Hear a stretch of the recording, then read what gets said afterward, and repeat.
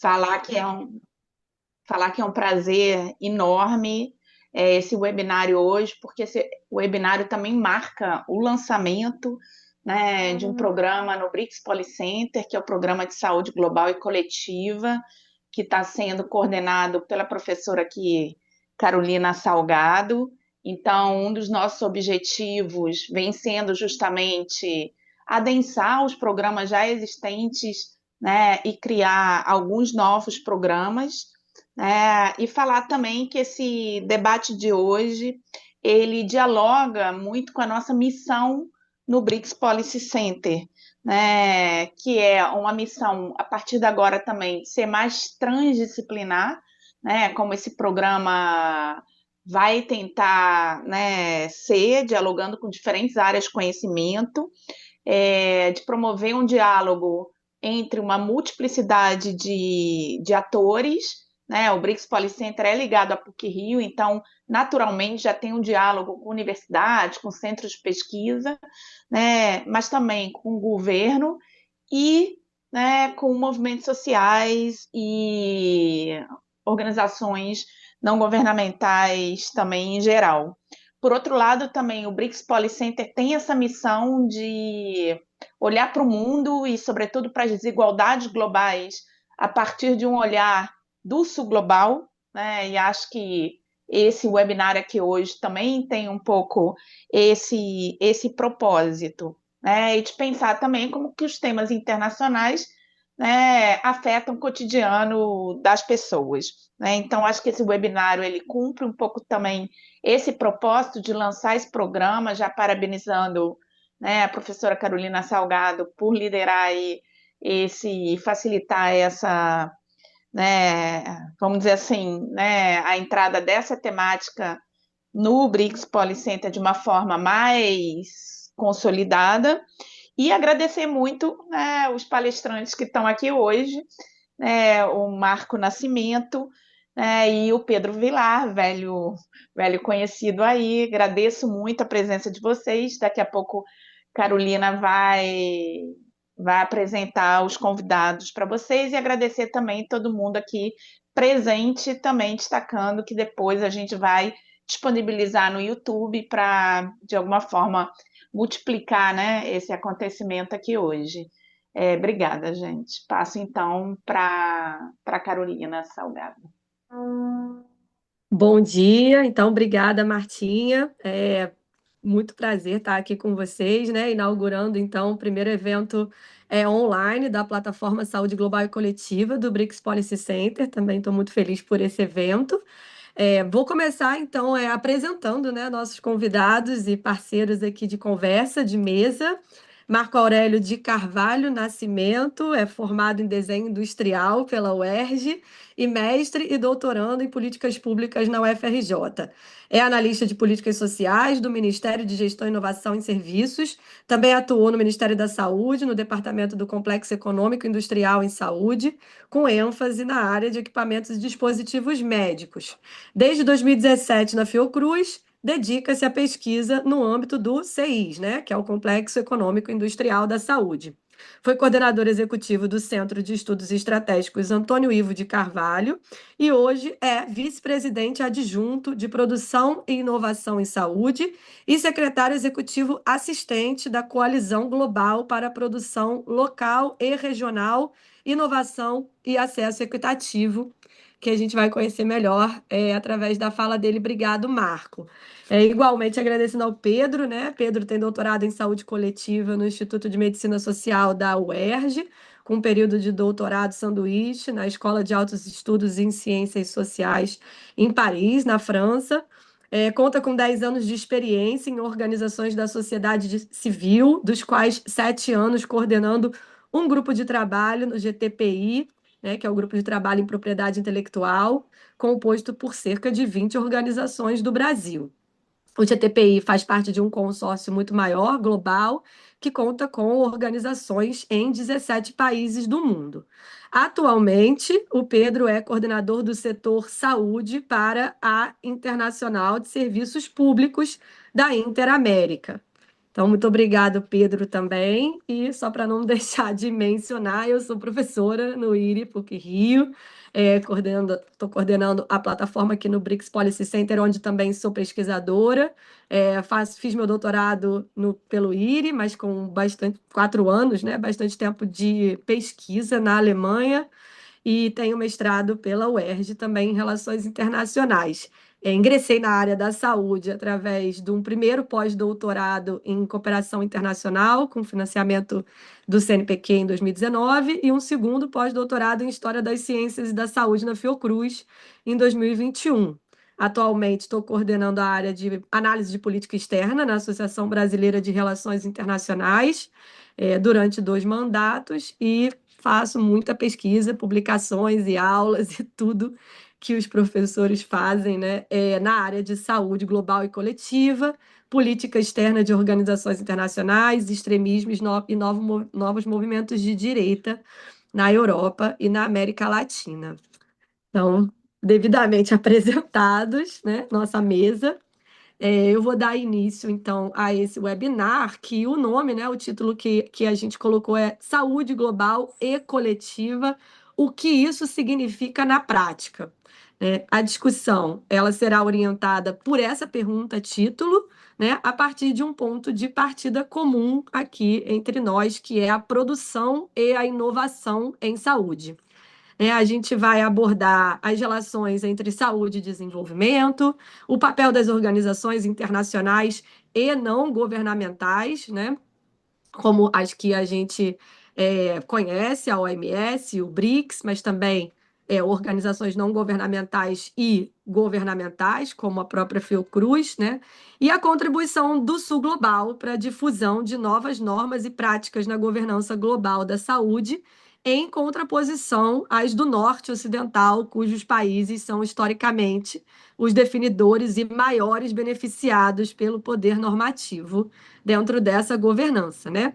Então, nosso objetivo aqui é discutir de forma aberta e informada sobre iniciativas concretas e em curso no âmbito dessa governança, que tem no acesso equitativo à referência para formas inovadoras de cooperação internacional.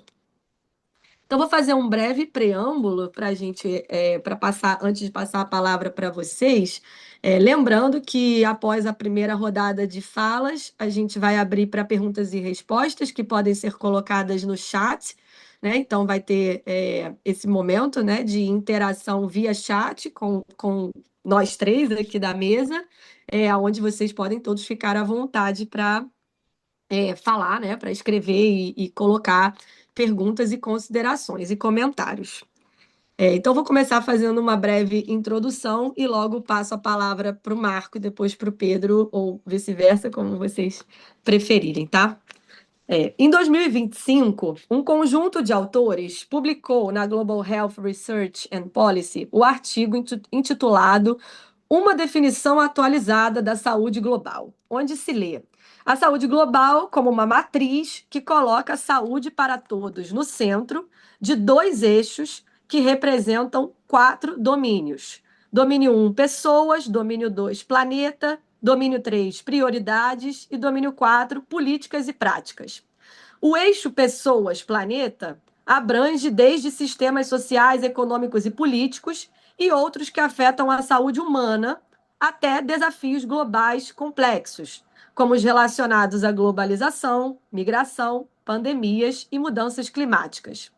O eixo prioridades políticas e práticas posiciona a saúde global como um campo orientado para a ação, no qual fatores como direitos humanos, direito internacional, a carga global de doenças e evidências do impacto econômico orientam o financiamento, a implementação e a avaliação de parcerias e intervenções multissetoriais.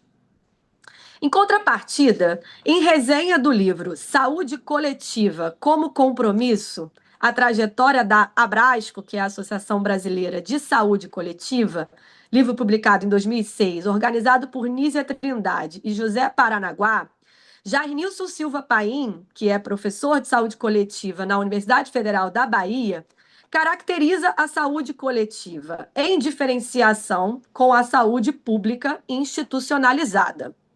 Diz Paim, a saúde coletiva, tal como a medicina social, nasce dos movimentos e lutas sociais do seu tempo, e não a partir do Estado ou dos interesses das classes dominantes.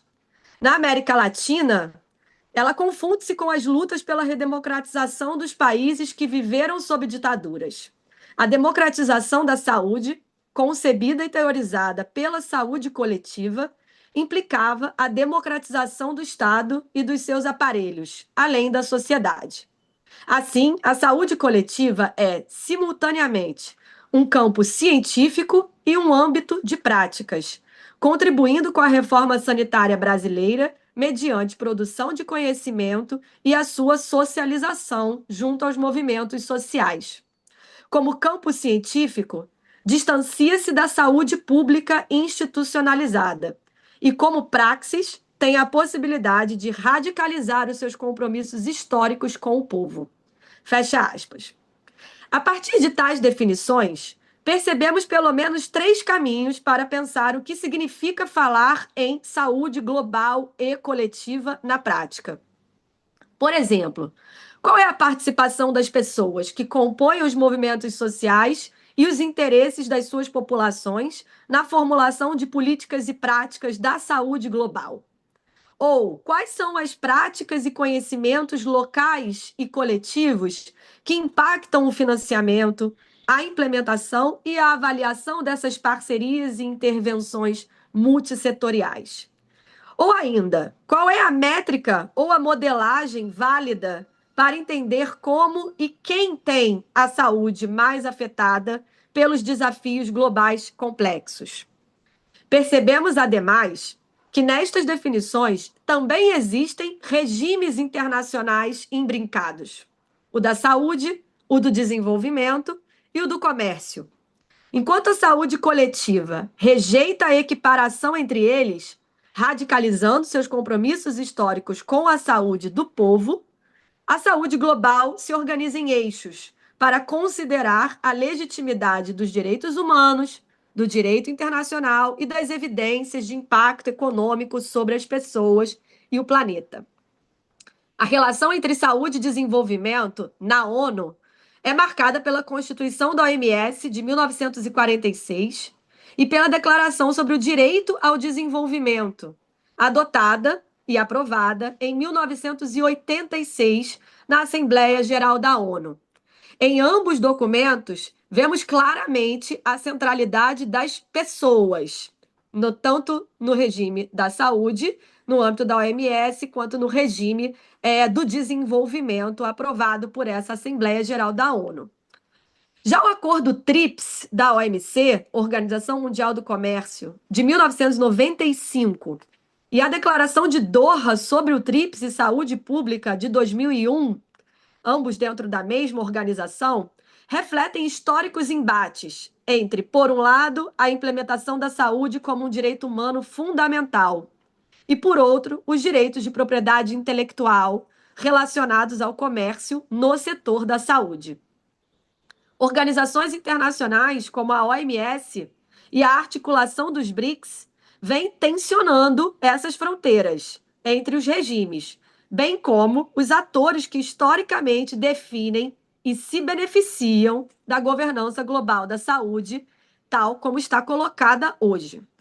A contribuição do Sul Global para a difusão de novas normas e práticas nesta governança é crescente e se reforça o compromisso com o acesso equitativo como referência para formas inovadoras de cooperação internacional.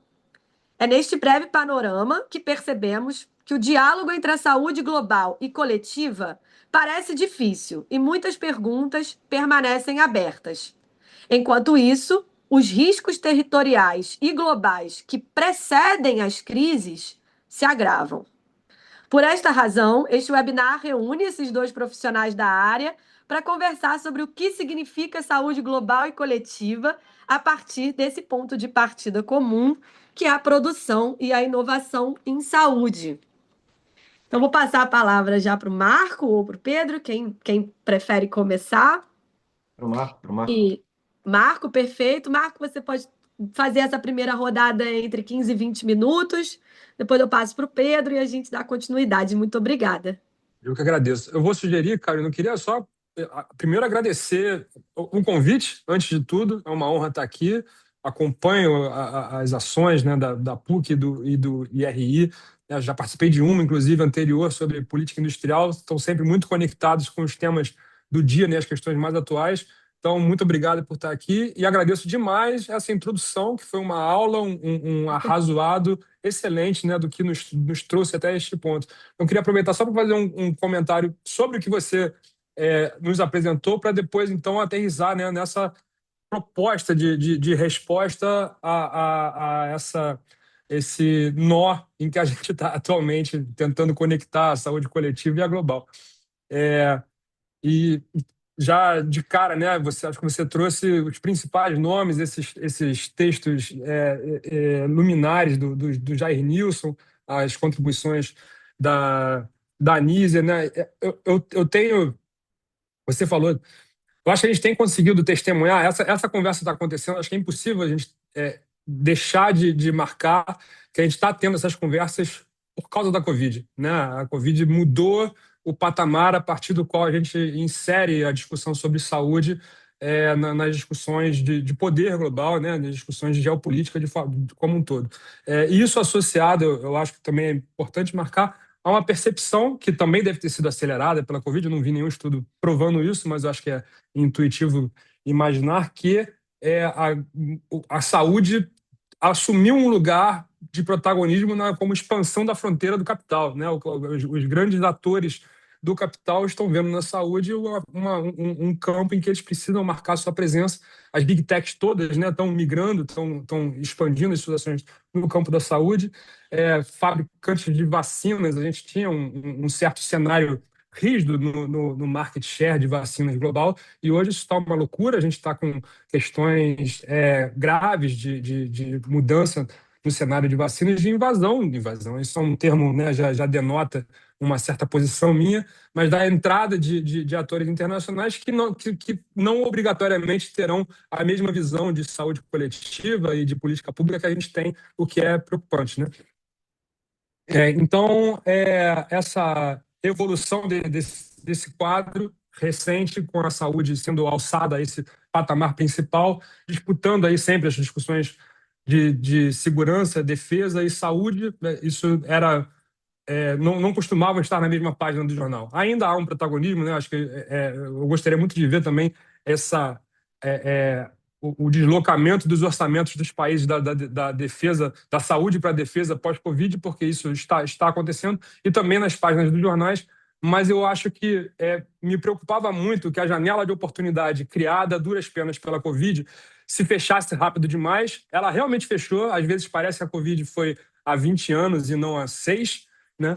Mas a gente tem conseguido manter uma parte relevante dessa janela aberta para continuar discutindo, para continuar avançando. E a gente, junto com isso, tem que lutar com alguns quadros dentro do status quo. Você mencionou, né, a importância relativa muito maior dos países do centro global, do norte global. Eu tive que, recentemente, a Fiocruz acaba de ser selecionada pela OMS como Centro de Treinamento Regional em Vacinas. Então, eu tive que ir a Genebra. E eu acho insano que a sede da saúde global seja num lugar em que um café custa o preço, sabe? São essas coisas, são pequenos detalhes, de mas duas refeições, né, Marco? Exatamente. Então, enfim, a ONU fica em Nova York e por aí vai, né? Mas são pequenos detalhes que trazem consigo esse histórico de pós-guerra, né, dos grandes acordos que foram feitos, e tudo isso está em disputa agora. E, enfim, eu quis aproveitar. Eu vou aproveitar uma outra viagem. Eu conheci um pouco melhor o sistema de saúde da Indonésia recentemente, que é um país muito interessante do ponto de vista de saúde pública, porque eles têm uma população maior que a nossa, mas da mesma ordem de grandeza, mas que tem estão ampliando o acesso, mas numa perspectiva muito diferente da nossa, né? Esses princípios a gente tem, sempre bom marcar, né? O SUS é o maior sistema de saúde universal, gratuito, integral do mundo, né? Nenhum outro país com mais de 100 milhões de habitantes ousa, né, colocar isso como um compromisso constitucional. Mas a perspectiva da ampliação do acesso à saúde na Indonésia é marcadamente comercial. E aí eu fiquei muito intrigado com isso, né? E fui pesquisar um pouco mais a perseguição à esquerda na Indonésia. Eles mataram 1 milhão de comunistas na década de 60, sabe? Então, essa configuração de movimentos sociais que levaram à formação desse pensamento sanitarista que a gente tem, que formou o SUS como ele é hoje, simplesmente não existe lá. Isso coloca o país num lugar muito coloca o Brasil num lugar muito singular, como um lugar que conseguiu, mesmo sendo um país da periferia global, organizar um sistema de saúde robusto, com uma base industrial não é perfeita, não é tão robusta quanto a gente gostaria, mas é suficiente para inserir a gente em algumas cadeias e para a gente organizar algumas respostas em termos de política pública, como é o caso da perspectiva do complexo econômico e industrial da saúde, e que tem colocado o Brasil como um lugar que atrai olhares como possibilidade de resposta, né, quando a gente está nessa situação de vulnerabilidade, de concentração da produção, né? Aí agora estou começando a aterrissar mais na questão de a que resposta a coalizão, a que problema a coalizão responde. Então, é uma resposta ao desastre que a gente testemunhou na Covid, né? O Tedros Adhanom, o diretor-geral da OMS, ele disse, num certo momento da pandemia, que o mundo estava... Eu gosto dessa frase muito importante, né? Porque quem acompanha relações internacionais, é difícil ver uma frase nada diplomática desta ordem. O mundo estava à beira de um fracasso moral catastrófico se a divisão das vacinas seguisse como estava à época, e ela seguiu por muito tempo, a gente caiu nesse fracasso moral catastrófico.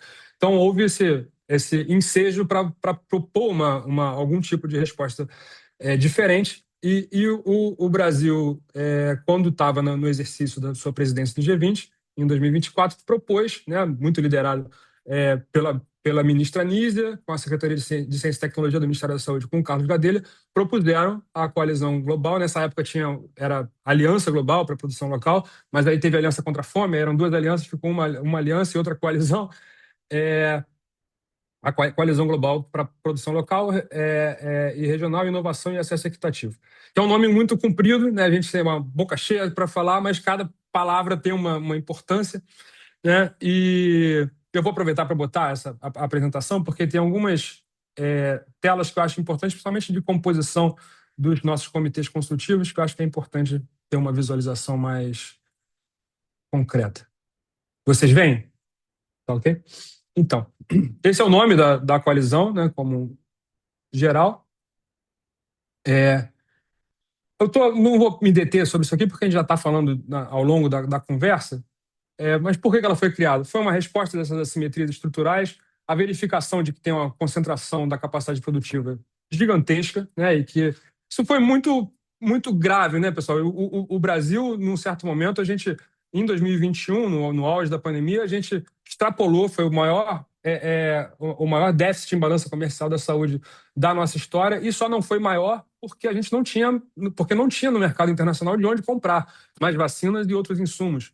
Estou falando de os ventiladores, anestésicos. Teve essa onda dos ventiladores, teve um certo momento na pandemia que parecia que o ventilador era a panaceia, o que não era, né? A maior parte das pessoas que eram entubadas não resistia, mas faltava ventilador. E aí a gente desandou a comprar ventilador e a fazer esforços de reconversão industrial para ventiladores. E aí a gente se deu conta, depois que o sistema estava inundado de ventiladores, que a gente comprou vários ventiladores errados também, porque comprou, né, de qualquer forma.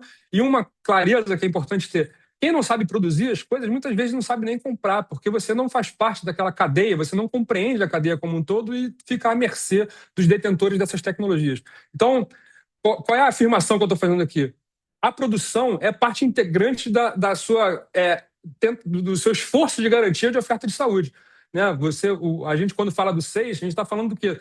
Da base material necessária para ofertar saúde. E a coalizão é uma tentativa de dar uma resposta ancorada nesses mesmos princípios, no âmbito mais global, né? No âmbito internacional.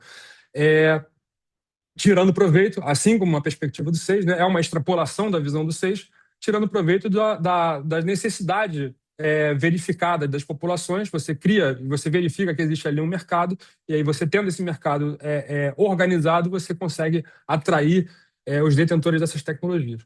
Então, a proposta foi feita no âmbito do G20, foi aceita, a formalização aconteceu com a Carta de Genebra, e é importante marcar isso também, né? Isso aconteceu no âmbito do G20, mas o alvo da coalizão não são os países do G20, né? Exatamente a importância de você ter o Sul global engajado nisso, porque é a partir do engajamento deles que a gente vai conseguir fazer isso, chegar aos países mais vulneráveis e também, super importante, os países do Sul global hoje são também protagonistas na produção, né?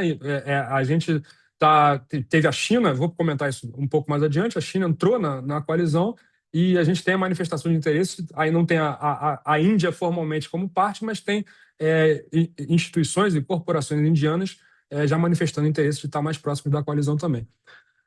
A coalizão é um novo modelo de cooperação internacional, exatamente porque ela parte do problema. Eu vou entrar, né, qual é a proposta da primeira chamada, dengue. A gente parte dessa questão de entender qual é o desafio para tentar atrair que soluções possam ser oferecidas pelos participantes, né, dessa chamada.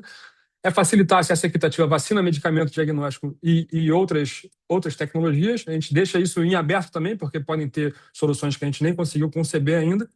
Prioriza doenças negligenciadas e pessoas em situação de vulnerabilidade. Isso não é para os atores de sempre, é para quem não costuma ter acesso a essas tecnologias, e gera um impulso político e contínuo promovendo ação coletiva. Sim, né, isso é verdade, isso fica bastante verificado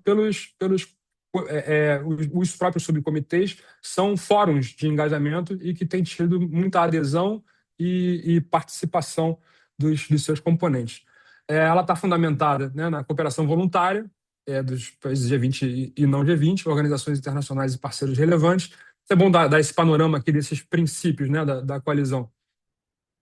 O foco em vacinas, tratamentos, diagnósticos, que eu acabei de falar. Prioridade para doenças negligenciadas e populações vulneráveis. Esse aqui é importantíssimo. Garantir a coordenação e sinergia com iniciativas internacionais existentes. A coalizão, ela não quer ser uma redundância de forma alguma, né, insistir em algum campo que já esteja sendo coberto por outra iniciativa. Ela parte exatamente não é uma sensação, da constatação de que muitas dessas iniciativas não conseguem chegar no medicamento, chegando no acesso, na questão do acesso. Então, qual é eu uso essa palavra com cuidado, mas a obsessão da coalizão é ter produção nos territórios epidemiologicamente relevantes num espaço relativamente curto de tempo. Então, a gente está trabalhando com uma janela alvo, né, de 5 anos. A gente gostaria de ter coisas sendo feitas nos países, né, onde essas mazelas acontecem com mais gravidade. Porque a gente concluiu, exatamente com a experiência da Covid, que alguma produção, alguma capacidade produtiva foi um indicador muito relevante de resiliência no âmbito da Covid. Você vai falar em reconversão industrial, se não tiver base industrial nenhuma, você não tem de onde partir, sabe? Não consegue fazer. E tudo no campo da saúde é muito complicado. Não é igual, sabe, outros sistemas industriais em que você tem, você consegue partir de uma transferência de tecnologia e você absorve aquilo rapidamente. A saúde, como é uma questão muito sensível e delicada, você tem muitas etapas de regulação, de aprovação, a questão da qualidade tem que estar presente em todas as etapas, então fazer isso demanda tempo. Então a intenção é você trazer essa base, essa musculatura, densidade produtiva e da cadeia de inovação até a produção para que você consiga chegar no acesso. O que difere do grande bojo, né, das iniciativas que costumeiramente se dedicam à parte da inovação e com prazos muito extensos e que não, enfim, não estou pensando em nenhuma iniciativa em particular, mas muitas vezes você tem o aporte de recursos e aquilo se perde sem ter, né, o benefício gerado para a população concretamente. A implementação a gente quer começar com pouco para ver como funciona, mas de 2 a 3 projetos piloto, começando por dengue, vou falar mais da dengue em breve, e com essa abordagem de aprender fazendo, né? A gente está construindo isso junto com os nossos parceiros. E essa obsessão é exatamente fortalecer a produção e inovação local e regional. Regional é uma palavra que aparece com muita importância aqui também. Por quê? Porque a gente não vai conseguir fazer todo mundo fazendo tudo, né? Então a gente vai ter que ter sistemas não são todos os países que vão conseguir desenvolver essa base industrial. Então, a gente tem que ter também, no âmbito da cooperação internacional, algum sistema de confiança mútua amparado, né, em bases sólidas, para que eles não fiquem em desalento quando a nova emergência sanitária surgir, e vai surgir, né? Esses são os nossos membros atuais. Os acréscimos recentes foram Canadá, China e... esqueci qual foi o último, não tem ninguém para me dar uma cola aqui. Acho que Canadá, China e... Não vou usar. Canadá e China foram aquisições mais recentes. União Africana e Europeia são blocos de países que fazem parte, mas são super relevantes, e os demais são membros fundadores da coalizão. Então, a coalizão ela já nasce com muita atração, né? Já tem uma adesão muito grande de países muito relevantes, né, nesse cenário, muito, muito atuantes. E importante marcar, né? Esses países, a gente não são apenas bandeiras nesse painel, eles são atores muito relevantes em diálogo permanente conosco. E a França, inclusive, que está na presidência do G7 neste ano, elegeu a coalizão como um dos seus temas prioritários, tem dado muito, muito protagonismo à questão da coalizão. A gente foi lá para apresentar a coalizão para os demais integrantes do G7. Então, é algo que está realmente ocupando as pautas nesses encontros. E esse aqui, o que eu acho que é super interessante para a nossa conversa, é o nosso comitê consultivo, que a gente considera que tem... A gente fez um desenho inicial, né, de 25 instituições, e a gente só não teve a adesão de uma. Quando a gente foi convidá-las, só acho que foi a Rockefeller, que tinha outra prioridade naquele momento, mas a gente enfim, liberdade deles, prerrogativa deles, claro, mas a gente acha que a gente conseguiu um segmento muito representativo, né, do que compõe os principais atores dessa paisagem da saúde global hoje, e assim como dos membros do comitê diretivo, os do comitê consultivo também participam ativamente. Tem alguns parceiros que eu acho que é necessário marcar, né? A própria OMS, a Organização Mundial da Saúde, participa com o Jeremy Farrar, que é um grande nome, né, dessa coordenação das ações da OMS. Ele é o chair do nosso comitê consultivo, e ele está super engajado na coalizão. Ele entende que a coalizão representa realmente um sopro de ar fresco, né, nessas iniciativas de ampliação de acesso para o sul global. O DNDi é um parceiro apoiador e que ajudou a gente a formatar a coalizão desde o início. A Rede Pasteur também, enfim. E eu gostaria de destacar, estamos aqui no BRICS Policy Center, né, o New Development Bank, né, o Banco do BRICS, entrou também recentemente, já contribuiu ativamente para várias pautas que a gente teve. Então, a gente está com esse comitê consultivo bastante robusto e engajado, né, na iniciativa da coalizão. Esses são novíssimos membros, entraram no mês passado. O Medicine Patent Pool, que é esse esforço global de facilitação de acesso à propriedade intelectual, importantíssimo. Esse esforço de medicinas para malária, mesmo sendo dengue, né, mas a gente sabe que teremos novas chamadas com ampliação para outras mazelas, então é importante ter também participantes engajados de outras condições de saúde. E a OPAS, né, a nossa Organização Pan-Americana de Saúde, que entrou em junho agora, e traz um conhecimento importantíssimo para a gente no âmbito de capacidade de coordenação regional, com o seu fundo rotatório, fundo estratégico. As iniciativas de harmonização regulatória são muito importantes para a gente compartilhar essa experiência com outras regiões que às vezes não têm esses instrumentos tão desenvolvidos. A Fiocruz exerce a Secretaria Executiva da Coalizão, né? É uma instituição, enfim, muito reconhecida, ela é parte desse protagonismo que o Brasil vem adquirindo e expandindo, né? Vem sendo muito chamado nesses fóruns internacionais, e a Fiocruz está sempre junto. A gente acompanha em missões presidenciais e ministeriais, está sempre com o ministro Padilha, e a Fiocruz é sendo muito chamada como um braço do Poder Executivo que é capaz de executar essas cooperações. Tem essa capacidade de atuação, né, desde a pesquisa até a atenção e a manufatura, enfim, todas essas etapas. Teve papel importante na Covid, vários laboratórios de referência, transferência de tecnologia e capacidade institucional, né? A gente recebeu, acho que é importante também mencionar, a Secretaria Executiva está sendo estruturada na Fiocruz, com o apoio, né, orçamentário. O Ministério da Saúde assumiu o compromisso ao propor a colisão de que o Brasil exerce os primeiros 2 anos da presidência do Comitê Consultivo e a Secretaria Executiva é permanente na Fiocruz com um orçamento garantido pelo Ministério da Saúde. Esse orçamento já foi aportado, então a gente está com esse respaldo para ter, né, a estrutura suficiente para ter essa sustentabilidade das ações da Secretaria Executiva. A primeira chamada de propostas, teve uma reunião do comitê, né, isso foi em março, com o Comitê Consultivo para fechar, né, o formato final, e foi fechado o consenso sobre dengue como desafio de saúde, e teve uma cerimônia pública para o lançamento da chamada de propostas.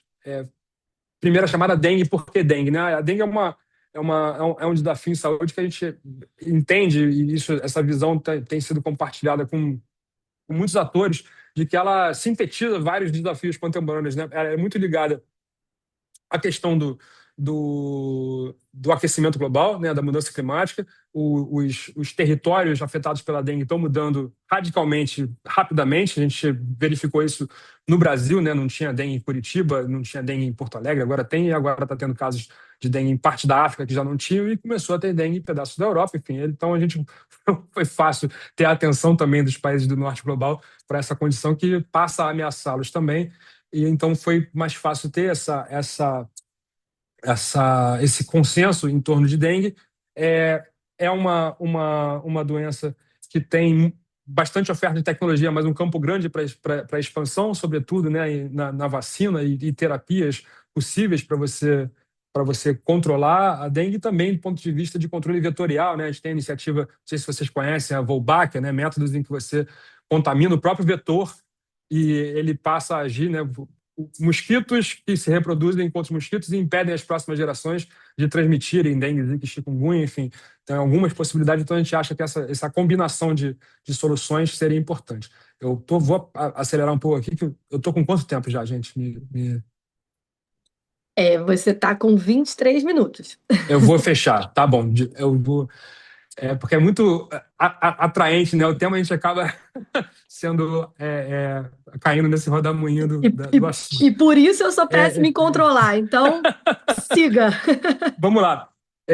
Os objetivos, está bem claro, né? Fortalecer produção e desenvolvimento local e regional, trazer essa capacidade produtiva para esses países, para os territórios em que isso é relevante. A nossa ideia é que não tenha uma solução apenas sendo proposta. É conjuntos de soluções. Idealmente, a gente teria projetos que teria vacina, terapia, diagnóstico, sistema de monitoramento e formação de recursos humanos, todos para você ter um pacote que ajude, né, tem uma determinada população a estar preparada para um surto de dengue no cenário de futuro próximo. Entende? Esse é o coração da ideia da chamada de proposta de dengue. Eu vou acelerar aqui, enfim, sem duplicação de esforços, já falei também. Produção em saúde, soberania sanitária também já cobri. Papel dos países em desenvolvimento. Só isso que eu vou destacar para fechar, que não é apenas um papel, é um protagonismo, né? Os países em desenvolvimento, eles são... para eles, e eles ocupam esse... não estou desprezando absolutamente, é fundamental ter o conjunto, né, dos países do G20, do G7, esse apoio da França no âmbito do G7 é importantíssimo, mas é ótimo a gente ter uma coesão, né, falar com a China, com fabricantes da Índia, e ter um compromisso deles de ter a atuação para transferência de tecnologia e a atuação em outros países que fazem parte do Sul Global também. Eu vou fechar aqui, gente. Enfim, como mensagem final, é uma lição da Covid, combina diálogo político e coordenação internacional com ações práticas, ela é uma ação muito pragmática, né, de fato, é parte de uma agenda mais ampla de equidade e segurança sanitária, sem dúvida, né, marcando os patógenos não conhecem fronteiras, então um país vulnerável ter a humanidade toda vulnerável, e a abordagem multilateral inclusiva, né, é um eixo fundamental para essa ação. Vou fechar por aqui o meu compartilhamento e agradecer demais por esse espaço aqui que vocês me abriram. Tá? Obrigado. Muitíssimo obrigada, Marco. Foi uma excelente exposição, explicação da coalizão, nada como a gente ter, né, em primeira mão um material produzido por vocês, já que essa iniciativa está sendo tão importante, mas ao mesmo tempo precisa ser comunicada, né, para as pessoas, especialmente aqui dentro do Brasil. Você mencionou vários aspectos super importantes, dos quais, né, o financiamento para manufatura, né, a produção local e regional, soberania sanitária. Então, tomei conta aqui de vários conceitos que a gente pode voltar para tentar entender de novo como que vocês implementam isso na prática, né? Essa é uma conversa muito empírica do ponto de vista, tá? Né? A gente sabe que esses debates da governança da saúde existem, não é de hoje, né? Eu acabei de mencionar aí a declaração de Doha lá do início do século XXI na OMC, então são embates, são disputas, né? É difícil adquirir alguma vertente de consenso e que essa vertente, esse consenso sejam de fato implementados. Então, vou voltar na segunda rodada te provocando um pouquinho nesses aspectos, mas assim, claro, a gente sabe que a coalizão não é a responsável por oferecer todas as respostas, né? Solucionar todos os problemas, é só para entender como que vocês vêm se articulando nesse conselho diretivo e consultivo tão híbrido, né? Tão híbrido, tão diversos, com interesses e regimes políticos e capacidades tão diferentes. Muito bom. Pedro, vou te passar a palavra então, tá? Você também fica à vontade para usar seu tempo e compartilhar o slide se você tiver. Obrigado, professora Carolina. Pô, obrigado, Marco, também pela apresentação ótima. Queria agradecer muito o convite para estar aqui nesse momento importante, né, do BRICS Policy Center, no lançamento desse programa. O BRICS também sendo vinculado, né, à PUC, também me sinto em casa, né, sou filho da PUC. E fiz Relações Internacionais na PUC quando eu ainda entrei quando eu não tinha turma formada, né? Se não me engano, sou a terceira ou quarta turma formada da PUC. Outro dia, né? Anteontem. E é um prazer muito grande estar aqui hoje para participar desse painel, desse debate sobre um tema, né, fundamental. Acho que o Marco coloca muito bem, que ganha uma importância muito maior depois da Covid, né? A gente passa a discutir saúde de uma forma totalmente diferente que a gente discutia. Acho que a sua introdução também, professora Carolina, dá uma base muito interessante, né, para a gente fazer esse debate, colocando, né, essa definição de saúde global. Eu também, enfim, eu fiz a minha tese no Instituto de Medicina Social da UERJ, e foi uma tese essencialmente, né, sobre o campo da saúde global, o que que significa saúde global, olhando do ponto de vista do conceito de medicamentos essenciais, né, tanto proposto pela OMS como os esforços dos próprios países, né, em desenvolver uma lista e o que que significa em termos práticos e políticos a elaboração de uma lista de medicamentos essenciais, né? O que que significa discutir a essencialidade de um medicamento, olhar o medicamento como um objeto de fronteira, né, que fala sobre política industrial, fala sobre direitos humanos, fala sobre soberania, é, enfim, isso desde a década de 60, né, os primeiros esforços, Bangladesh, Peru, falam, remontam à década de 60,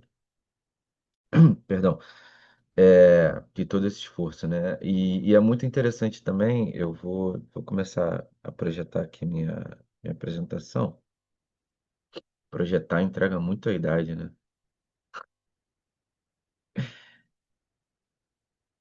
Fiz aqui uma transparência. Diapositivas.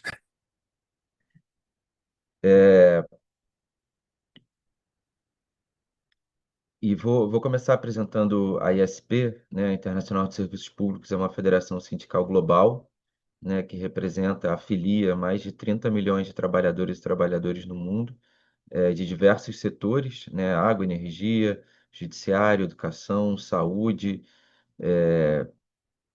judiciário, já falei, e municipais, trabalhadores municipais. São mais de 700 organizações sindicais afiliadas à ISP, e é interessante notar que mais de 60% desses 30 milhões de trabalhadores que a ISP representa no mundo estão organizados no setor saúde. O maior setor da ISP, é o setor saúde, né? Eu coordeno o setor saúde regionalmente na região Interaméricas, que vai do Canadá ao Chile ou à Argentina, né? Depende da sua preferência. Se você quiser acreditar que o Chile é a última voltinha, se você quiser acreditar que a Argentina, aí vai de cada um. Quando eu estou na Argentina, eu falo que é Argentina, quando eu estou no Chile, eu falo que é no Chile, para ninguém ficar chateado comigo. Dito isso, somos todos vozinha hoje. É, e eu queria separar minha apresentação em três momentos. O primeiro é tentar fazer um apanhado um pouco mais conceitual, né, da saúde internacional à saúde global, o que que significou essa transição, para entender também o momento que a gente está inserido hoje. E eu acho que a fala do Marco já me ajudou bastante nesse sentido, e a sua também, né, Carolina?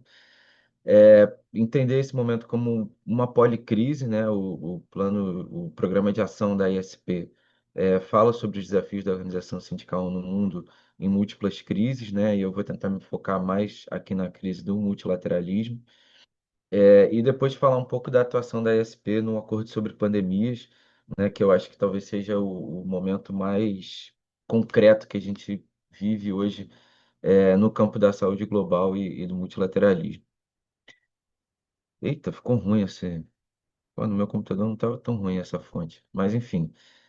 Bom, o campo da saúde, né, internacional, a gente pode dizer, começa já no século XVI, XVII, né, nas grandes navegações e nas conquistas coloniais, conquista não, né, nas invasões coloniais, é, e como um projeto de dominação, né, e eu acho que a gente não pode nunca se afastar dessa origem, né, de um campo que fala sobre segregação, dominação, expropriação, que tem a colonização como cerne, da sua origem, não é? Era sempre uma gestão cuidadosa do contato entre colonizadores e colonizados e metrópole-colônia, né? Sempre com essa intenção de fazer a manutenção de determinado status quo, né? Ali, principalmente sobre o comércio e seus fluxos, controlar quem se aproximava e como se aproximava, né? Então aí a gente tem o registro das primeiras quarentenas, não é? Pessoas da metrópole que iam para as colônias e tinham que ficar em quarentena, navios inteiros em quarentena, né? E as conferências sanitárias internacionais do século XIX, né? Tem uma literatura muito grande sobre isso.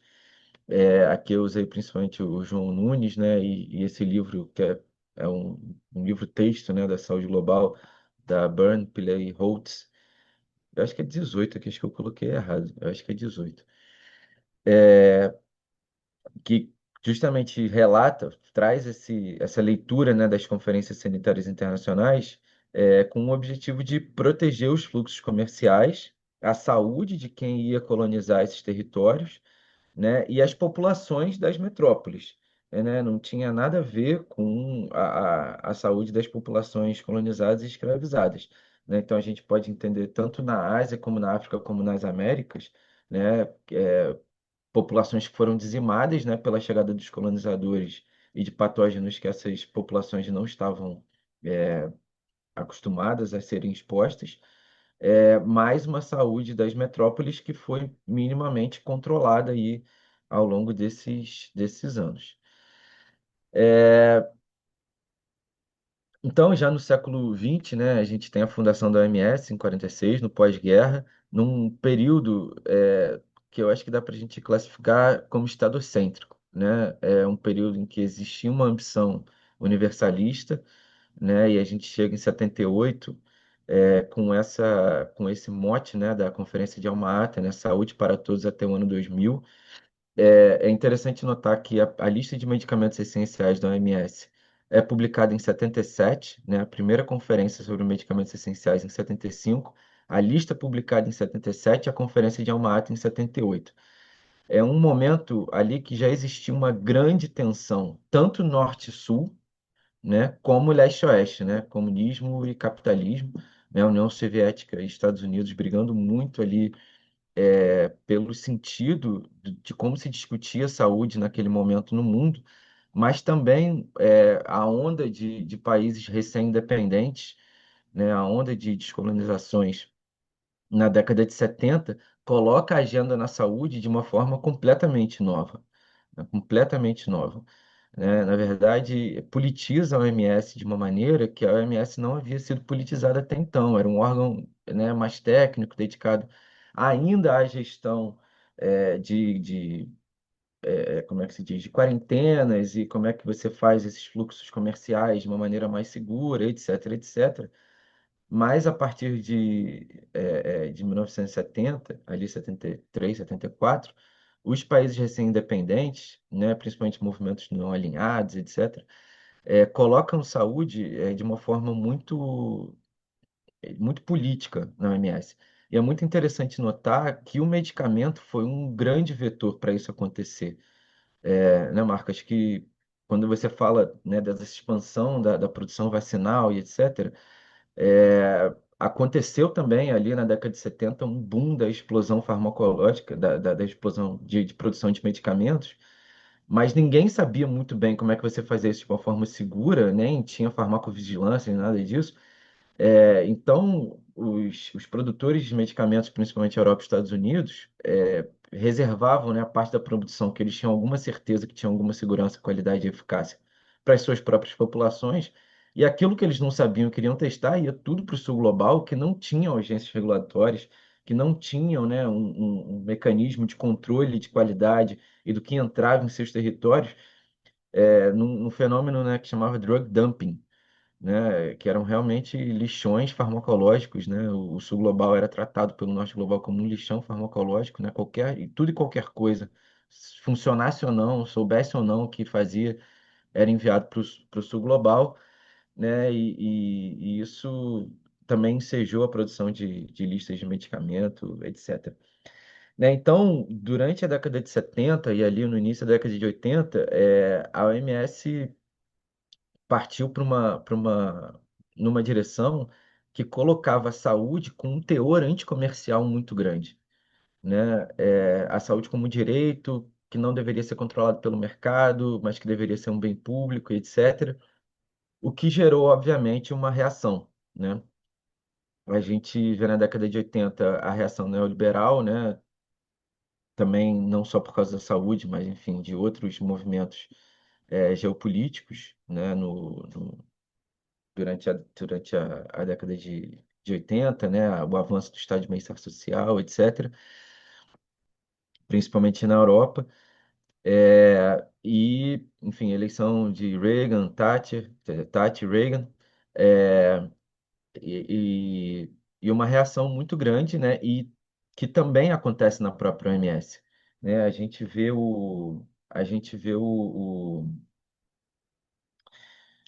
como é que se diz, o então diretor-geral da época, né, o Mahler. Estados Unidos sai da OMS, né? Foi a primeira vez que os Estados Unidos saiu da OMS, e condicionou a sua volta à troca do diretor-geral, né? Era o Halfdan Mahler, né? Que era um grande sanitarista, um país nórdico, agora eu me esqueci qual. E entrou um japonês, né? O Nakajima, que tinha feito carreira no Banco Mundial e passa a ser o diretor-geral da OMS. Então, uma grande reação neoliberal, né? E aí a gente já vê aqui mais uma tensão, Carol, que eu acho muito interessante a gente colocar, que é a diferença de abordagens, né?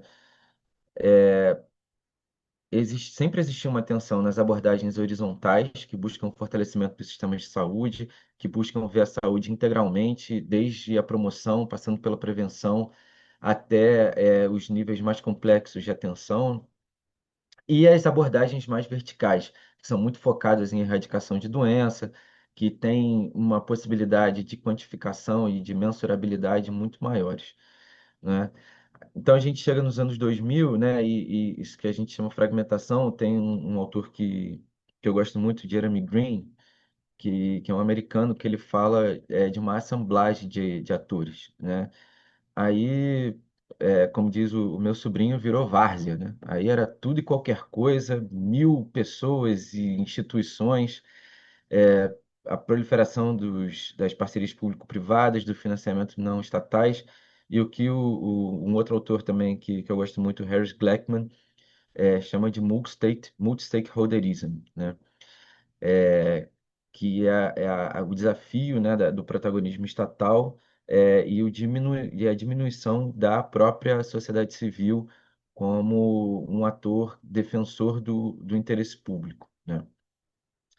Até a gente chega nos dias de hoje, né, que a gente vive uma policrise, um ataque explícito ao multilateralismo e um avanço, né, e um triunfo muito grande da extrema-direita, tanto em nível global como em níveis nacionais. Então, hoje, né, a era da saúde global, né, esse campo extremamente que a gente, né, esses autores que eu trago aqui e autores classificam como um campo em disputa, como um campo essencialmente conflitivo, né, mas que marcado por esse multi-institucionalismo, né, foi essa tradução na minha tese que eu utilizei para o multi-stakeholderism, mas calcado nesses três pilares, né? Uma securitização muito grande, né? A gente viu isso durante a Covid-19 de maneira muito explícita, né? A saúde entendida como eixo para o desenvolvimento e o mercado assumindo cada vez mais, apesar de resistências, né? E o sindicalismo tem tido um papel fundamental nisso, de resistir ao avanço da mercantilização da saúde, né, com parcerias público-privadas, o avanço, né, do patenteamento de medicamentos e bens de saúde, e o filantrocapitalismo defendendo, determinando a agenda e determinando financiamento, né, que a gente termina com a captura corporativa da agenda em saúde.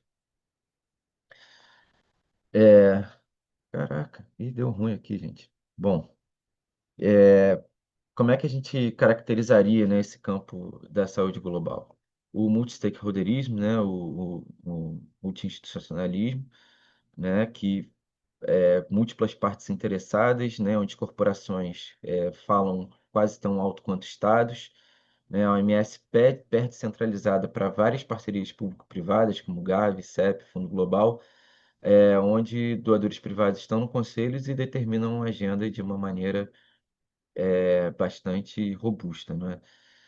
A crise de financiamento da OMS, né? A gente tem as contribuições obrigatórias dos países, que representam 16% do orçamento, que é uma parte do orçamento em que a OMS tem alguma flexibilidade e que os próprios países, via o sistema de governança, podem determinar para onde vão esses recursos. Então, e tem as que são as earmarked, né? As que estão ali na linha, na rubrica, que não pode utilizar contra coisa, que são 84%, representam 84% do orçamento, né? Que é uma discrepância muito grande, né? É, eu, agora eu perdi essa anotação que eu fiz aqui, mas se eu não me engano, é a maior diferença, né, da contribuição obrigatória e das contribuições voluntárias da história do orçamento da OMS, né? E a Fundação Gates tornou-se o segundo maior contribuinte, agora com a saída dos Estados Unidos, o primeiro, né? Então, o maior financiador da OMS é uma organização do filantrocapitalismo, né? O que por si só já é um indicativo bastante significativo, né? E por último, né, a tensão entre as abordagens verticais e horizontais, né, quando a Alma Ata, né, propõe a atenção primária integral como via para alcançar a saúde universal, né, vem logo a reação, né, a Fundação Rockefeller organiza em 79 uma, uma conferência em Beládio, né, que é um lugar muito bonito, mas de onde saíram coisas bastante difíceis, né, para o nosso campo, que coloca esse conceito, né, de atenção primária seletiva, né, substituindo essa visão horizontal de determinantes por programas focados em erradicação de doenças, que são mais facilmente financiáveis, né, é muito mais fácil você financiar um programa de erradicação da malária do que você financiar um programa de fortalecimento dos sistemas de saúde e de formação, né, por exemplo, de trabalhadores da saúde de um determinado país, porque, enfim, se você for pensar em curto, médio prazo, é muito mais fácil financiar um programa de erradicação de doença do que de fortalecimento e formação de um sistema de saúde. E ao mesmo tempo, né, o desmantelamento dos sistemas públicos, né, a gente passa por uma onda, né, durante os anos 90, anos 2000, anos 2010, assim, nos últimos 30 anos, o avanço da privatização da saúde, e a gente vem vendo isso também no SUS, né, o SUS vem sofrendo com OS e terceirizações, e o avanço do capital estrangeiro entrando no Brasil, não é? É, e, e também a precarização do trabalho em saúde, né? Eu acho que agora eu não me lembro se foi a Carolina Marco que trouxeram, né, a agenda das Big Techs, né? E a gente vê hoje no Brasil e em vários outros países o fenômeno da uberização dos profissionais de saúde também, a plataformização do trabalho, né, que expõe o trabalhador e expõe também o paciente, né? A qualidade do cuidado cai, a qualidade do trabalho cai, aumentam os números de assédio, violência em unidades de saúde, né? A gente não fala nem mais de contrato temporário, né? A gente fala de contratação por turno, o que é uma loucura, né? Você organizar um serviço contratando assistente de enfermagem por turno, né? Por plantão, né? Então, é realmente como o Uber e 99, enfim, a pessoa se cadastra numa plataforma e toca o telefone dela. Ó, tem um plantão pagando tal no hospital tal. E a pessoa aceita ou não ali pela plataforma.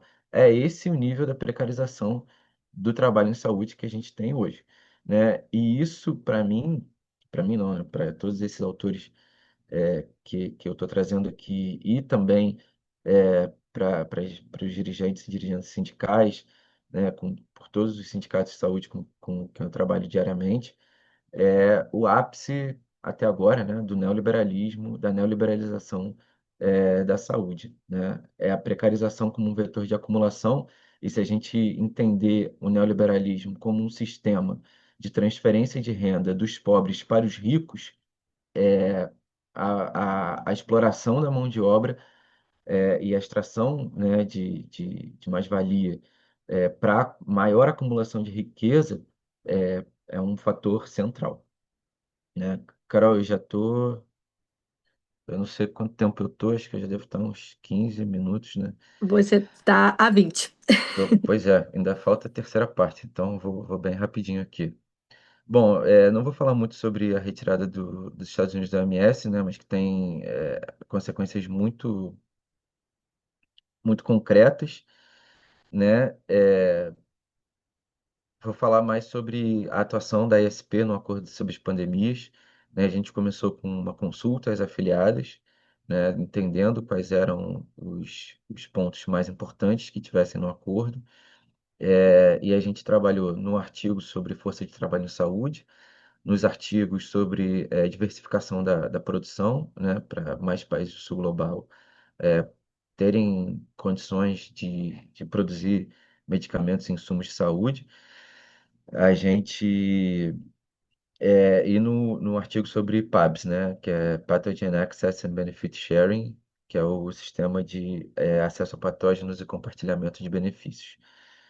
Né, a gente fez intervenções diretas, né, statements, nas rodadas de negociação lá em Genebra, onde um cafezinho custa 2 refeições no Brasil, né, Marco? Coisa de 7 francos, né? O franco está R$ 7, então 50 pratas. Você paga um cafezinho, um café expresso em Genebra, que é uma loucura realmente. E isso tem implicações também políticas, primeiro, né? Genebra está na Europa. Então, por exemplo, para a delegação alemã estar em Genebra, eles pegam um trem, em 3 horas eles chegam em Genebra. Né? Pegam um avião, em 1 hora eles chegam em Genebra. É, né, a gente não estou falando nem da discrepância de orçamentos, por exemplo, que a chancelaria alemã tem frente a, por exemplo, não sei, a chancelaria do Vietnã, por exemplo, que é um país grande, não é um país pequeno, mas que se você for comparar os orçamentos dos Ministérios de Relações Exteriores, eu tenho certeza absoluta que não tem comparação. Segundo, uma coisa é você chegar num lugar em 1 hora, outra coisa é você levar 16 horas para chegar no lugar. Terceiro, uma coisa é você ter uma missão permanente de 5 pessoas, outra coisa é você ter uma missão permanente de meia, né? Uma vez eu fui falar com a missão permanente da Bolívia e a pessoa simplesmente tinha 5 minutos para falar comigo porque ela estava seguindo 5 agências da ONU ao mesmo tempo, né? 5 agências ao mesmo tempo. É impossível, é impossível. Não existe nenhuma qualidade de representação, né? É, Me perdi até do que eu estava falando. Bom, a ISP também trabalhou em parceria, em articulação com várias organizações da sociedade civil, o G2H2, que é o Geneva Global Health Hub, que é uma coalição de organizações, e principalmente com uma organização chamada Third World Network, que tecnicamente é a organização mais sólida que eu conheço sobre acesso a medicamentos e propriedade intelectual, e que produz os materiais que dão base a praticamente toda a atuação da sociedade civil nesses temas de saúde global, né? E nos territórios, né, a gente fez um trabalho muito grande de atuação com governos do Sul e do Norte global, né, enviando cartas, fazendo reuniões. A gente teve uma experiência muito interessante no México, em que um dos sindicatos que são afiliados à SP, que é o Sindicato Nacional dos Trabalhadores da Seguridade Social, um sindicato bastante relevante no México, com mais de 500 mil membros, engajou tanto nas discussões com o governo mexicano, ainda era o López Obrador, né? Depois a Cláudia Sheinbaum foi eleita, que o governo decidiu fazer um comitê ad hoc para discussão da posição mexicana no acordo sobre pandemias, né? E chamou chamou academias, chamou organizações da sociedade civil, sindicatos, eventualmente empresas, mas que foi por conta da atuação de um sindicato que o governo gerou um comitê ad hoc ali para discutir a posição do governo nesse processo. A gente, no artigo 7º, né, sobre força de trabalho em saúde e cuidados, a gente teve uma mudança muito radical do que era o texto, né, do texto no rascunho zero, né, que foi publicado em fevereiro de 23. Das 10 demandas que a gente elencou, que seriam fundamentais que estivessem no acordo sobre pandemias, só 2 estavam contempladas no rascunho zero e a gente atingiu quase 100%, né, das nossas demandas. Eu digo quase porque, embora a gente possa dizer que tem alguma coisa ali no texto, a linguagem não era como a gente queria, né? O diálogo social, por exemplo, foi uma coisa que não entrou, que tem uma linguagem sobre empoderamento individual e coletivo que ficou bastante aquém. É, e a gente conseguiu colocar a linguagem de trabalho decente, né, que é uma linguagem consagrada na Organização Internacional do Comércio. A gente conseguiu colocar acesso prioritário a tecnologias de saúde para trabalhadores da linha de frente e não só trabalhadores de saúde, né, para trabalhadores envolvidos na resposta, né, que os sindicatos de saúde sempre tinham essa preocupação com as cozinheiras, com os motoristas, com os maqueiros, com as pessoas que trabalhavam nos oh, meu Deus do céu, morgue, como é que chama isso dos hospitais? Nos necrotérios dos hospitais, que são pessoas que ficaram absolutamente expostas, que não tinham o mesmo nível de proteção que os trabalhadores de saúde, num sentido mais estrito, não é? E também a gente conseguiu colocar Health and Care Workforce no todo o texto, né? A linguagem dos trabalhadores de cuidados, que são majoritariamente mulheres, né, que fazem esse trabalho de cuidado e que frequentemente são invisibilizadas. Cara, eu não sei se dá tempo de eu falar do PABS. 5 minutinhos? É suficiente? Tá, bom, PABS, eu acho que o Marco traz isso de uma forma bastante concreta. É meio que o centro, né, desse acordo, né? Para desenvolvimento de vacinas e medicamentos biológicos, né, os laboratórios precisam ter acesso a patógenos. E acontece que no sul global a biodiversidade é imensamente maior e esses patógenos estão majoritariamente no sul global. Só que acontece que a capacidade tecnológica, não por acaso, está majoritariamente no norte global.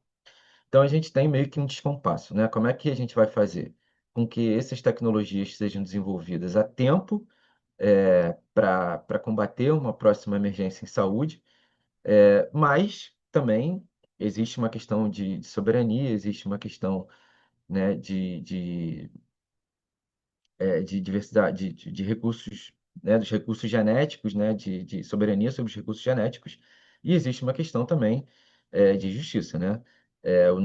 O caso mais emblemático que existe é o caso da África do Sul, que sequenciou a Omicron, que disponibilizou essa informação e, como recompensa, recebeu o travel ban, né? Teve suas fronteiras fechadas e não conseguiu receber sequer respiradores e sedativos e etc. Né? Então, como é que é o ciclo da biopirataria digital, que é exatamente o que os países do sul global tentam evitar nessa negociação para a criação de um sistema de compartilhamento de patógenos de acesso a patógenos e compartilhamento de benefícios. Um país em desenvolvimento compartilha um patógeno em uma base de dados. Se essa base de dados não tiver um registro de usuários e termos e condições, um contrato que seja legalmente vinculante, é um usuário anônimo que extrai esses dados. E aí ninguém mais sabe para onde esse dado foi, ninguém mais sabe qual é a empresa que vai desenvolver, em que laboratório ele vai ser trabalhado, ninguém sabe mais nada.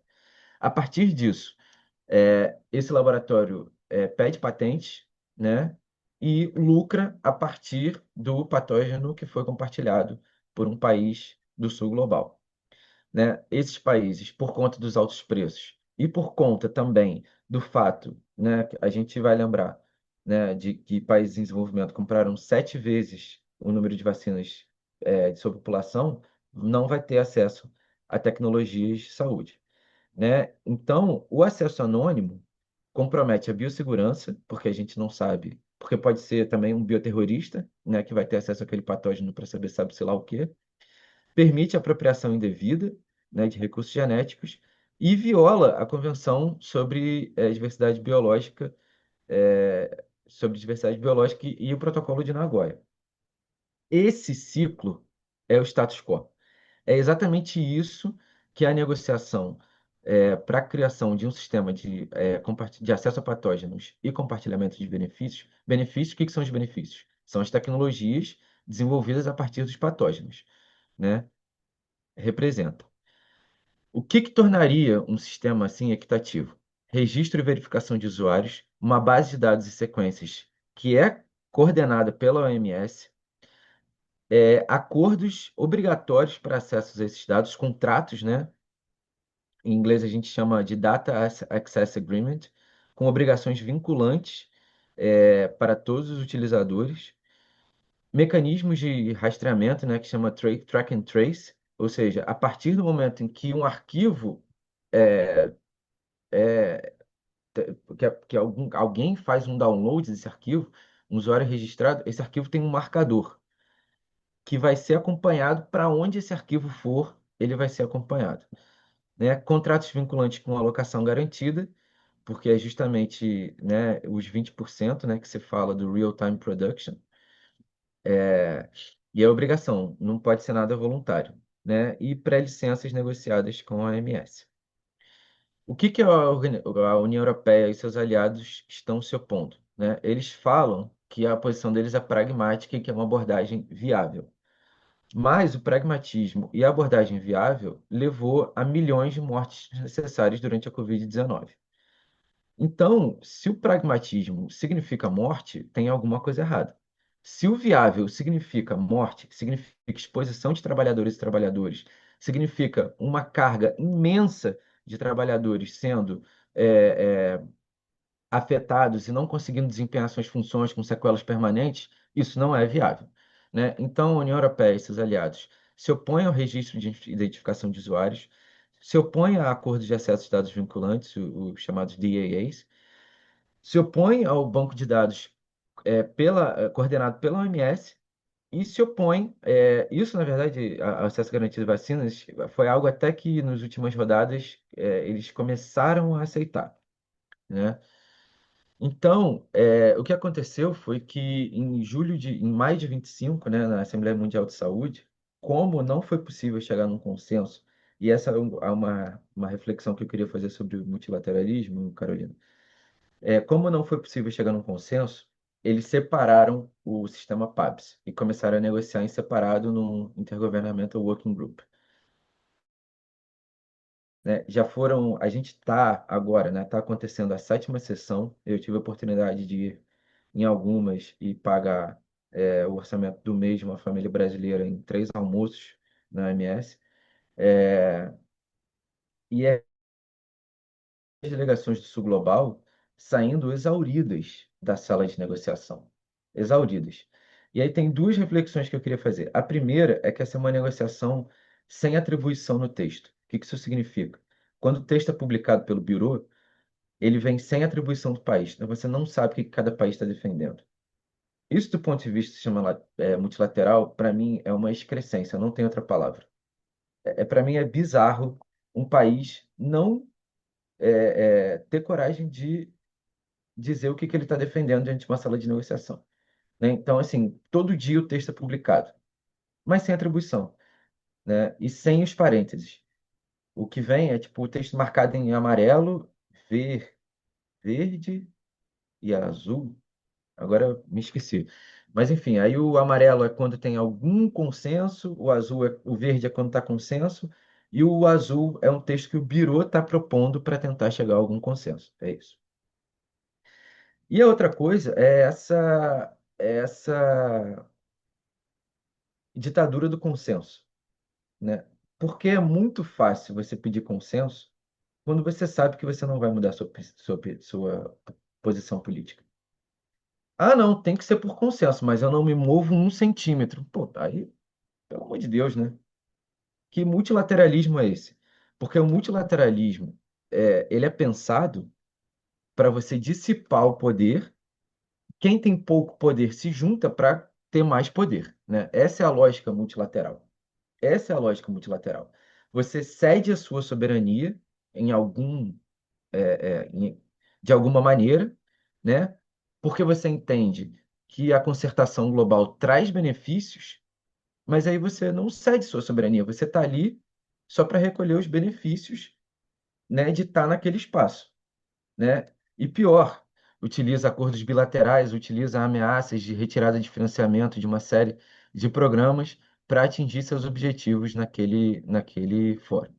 Né? Então, quando a gente fala da saúde global na prática, é isso que está acontecendo, né? Países sendo acossados, países sendo ameaçados, a União Europeia com uma posição absolutamente lamentável, que defende o status quo, que levou aquilo que o Marco trouxe da fala do Tedros, né?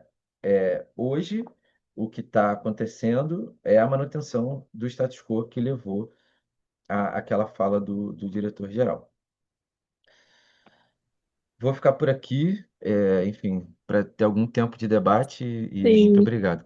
muito obrigada, Pedro. Muito bom. Temos muitas coisas aí para conversar, né? Eu tô com o chat aberto, tá? Para quem quiser mandar perguntas, para quem quiser mandar comentários e interagir aqui com a gente, fica bem à vontade. E aí, enquanto isso, eu vou dando um start aqui na nossa provocação, né? Assim, nos nossos comentários. Bom, Marco, não poderia deixar de te perguntar a respeito de como está funcionando esse comitê diretivo e também o comitê consultivo da coalizão, mais ainda tendo em vista a fala do Pedro em relação a determinados atores desses dois comitês, né, nomeadamente a União Europeia como bloco e os países, né, Reino Unido, Alemanha e França, como você disse, que está também liderando isso, tornando a coalizão um tema prioritário no G7. E aí, no sentido da gente pensar como o acesso equitativo como referência, por um lado, né, que é a referência da coalizão, mas por outro, e também por esse mesmo lado, a necessidade de ter atores diferentes, né? Então, como você mesmo coloca, a diversidade é um benefício, é uma qualidade da coalizão. Então, se isso tudo é verdade, a pergunta é como transformar esse benefício em prática, né? Como garantir esse consenso? Como chegar a pautas comuns? Como realmente ter o acesso equitativo como referência? Então, o que que você tem experienciado nessas negociações que não necessariamente, né, vão a público? Perfeito. Bom, primeiro eu quero agradecer ao Pedro, né, essa aula excelente também, um resgate, inclusive eu vou ver novamente essa apresentação, porque tem vários pontos que ajudam aqui. Obrigado, Pedro. E sobre o que você está perguntando, Carolina, é claro que existe, né, essa dificuldade, ela é permanente e não há alternativa a não ser a negociação, né, é por vírgula, né? Então, mas tem alguns pontos, e aí eu acho que eu nem preciso mencionar, enfim, com quem, né? São aspectos dessa negociação que emergem cotidianamente entre quem não tem e quem tem, né? Então, transferência de tecnologia, em que termos? Em termos voluntários, né? A gente não vai ter... porque o temor, a gente tem uma... E aí, quando você tem o Brasil participando de uma iniciativa como essa, eu acho que surge, né, a sombra do licenciamento compulsório, essas que são ferramentas de uso específico para algumas circunstâncias, mas para a gente ter um instrumento multilateral com o apoio desses atores que a gente considera relevantes, né, para isso ter sucesso, é importante ter algumas condicionantes que viabilizem a participação deles. Então, neste momento, o que a gente conseguiu, e a gente, partindo da experiência do Complexo Econômico Industrial da Saúde, aqui das políticas de parcerias para o desenvolvimento produtivo, elas acontecem com transferência voluntária, né? E também tem alguns componentes que ajudam a gente a aceitar esses termos, sempre desejando, né, empurrar essa fronteira para um acesso mais amplo, em termos mais completos. Mas a propriedade intelectual é um aspecto apenas disso, né? Você ter a receita de como fazer e você efetivamente saber fazer as coisas são completamente diferentes. Tem sempre o exemplo os manuais de inovação mencionam sempre andar de bicicleta, né? Você pode ler, né, livros de 1000 páginas sobre andar de bicicleta, você não saberá andar de bicicleta até subir em uma. Então, você fazer os medicamentos, ter a capacidade produtiva tácita, de fato, você precisa ter a participação, o engajamento de quem já sabe fazer esses produtos. Então, a gente tem tirado proveito. Eu acho que é fundamental mencionar que há um certo movimento pós-Covid em que as condições de negociação indicam ou apontam para a viabilidade desses acordos. Mas eu já antevejo que a gente vai ter problemas, por exemplo, para definição de problemas. Serão desafios, né, a definição das novas mazelas, dos novos desafios em saúde, as próximas chamadas em que a gente... Porque qual é a dificuldade? A gente está falando de ampliação de acesso. E aí tem o termo doenças negligenciadas. O que define doenças negligenciadas? Né? Normalmente a gente trata das doenças negligenciadas tropicais nos termos da própria OMS. Só que dificuldade de acesso hoje está acontecendo para câncer, está acontecendo para doenças raras, para 1000 coisas que não necessariamente vão estar neste arcabouço e que a gente não gostaria de estar aprisionado, né, em uma definição que efetivamente vai impedir que a gente haja para ampliar acesso em outros países que não terão essa natureza de tecnologia e que qual é o que está encapsulado nesse dilema? Essas tecnologias de doenças crônicas, principalmente, costumam ser onde está o grande acúmulo de capital, né? As grandes tecnologias que geram esses grandes dividendos. Então, elas são as que são mais protegidas também.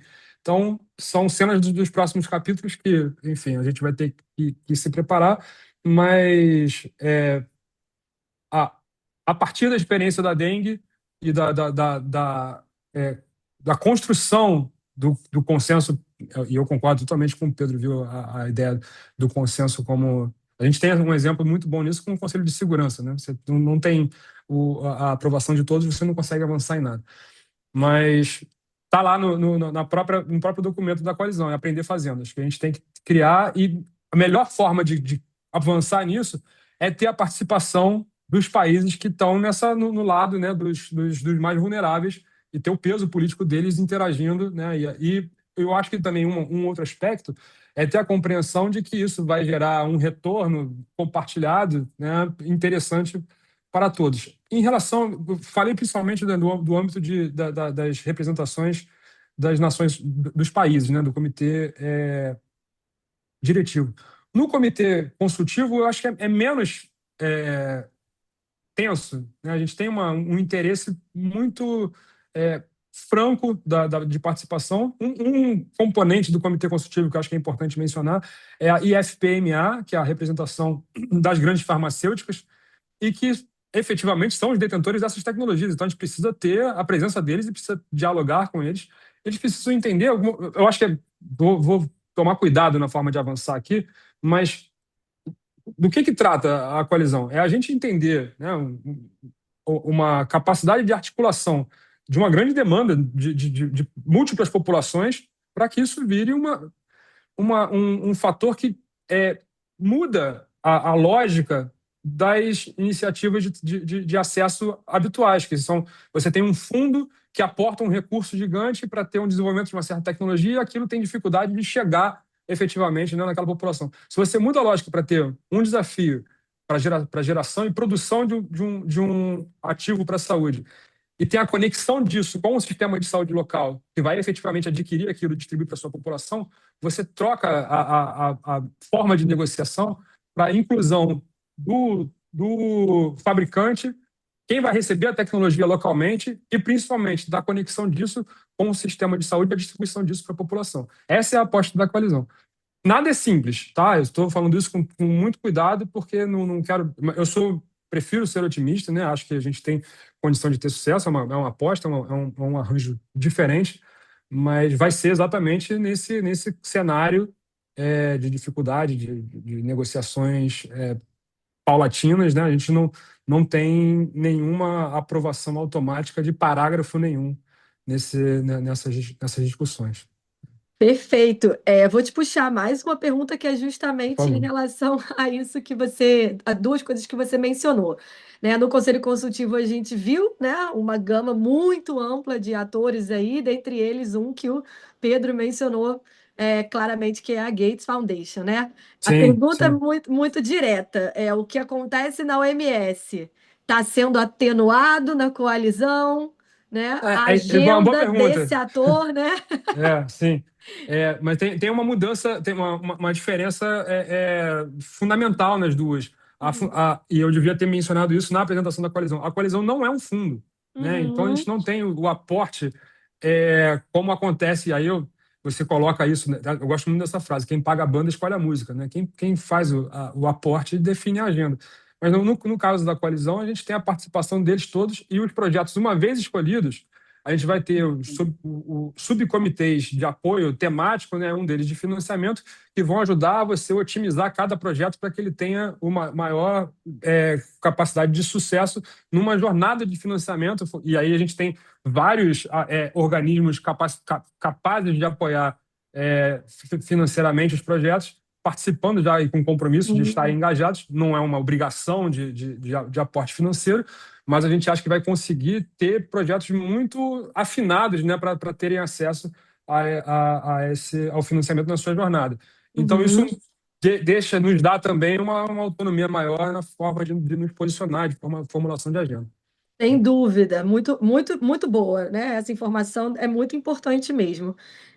Por último, para colar com ela, antes de eu passar a bola para o Pedro, a questão da linguagem, né? Que a gente sabe que é bem importante quando a gente lida com atores dessa diversidade, né? E aí vou pegar o exemplo de um termo que você usou ali nos seus slides, que é a soberania sanitária, né? Soberania sanitária. Para não falar em tantos outros, né?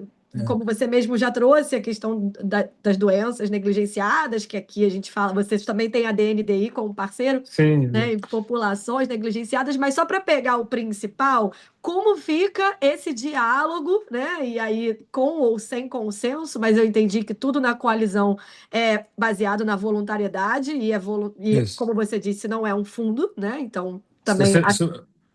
Quantidade de vezes que cooperação voluntária, isso está espalhado Aparece mil vezes, assim, o mas tempo todo. Mas me sim. chamou a atenção vocês terem a primeira chamada com base na dengue, né? Quando eu tive a minha última interlocução com países da União Europeia, isso também hoje chamou a atenção, né? Uhum, Então, para mim, isso já foi um sinal positivo de que alguma base de consenso está sendo construída ali. sim. Né? E aí, como que vocês atingem essa base ou fortalecem essa base, uma vez que é tudo voluntário, mas ainda assim negociado, e na negociação todos os atores têm a sua agenda de interesse, na Uhum, questão da própria linguagem, né? Soberania perfeito. sanitária foi bem aceito, dentre outros exemplos que você poderia mencionar?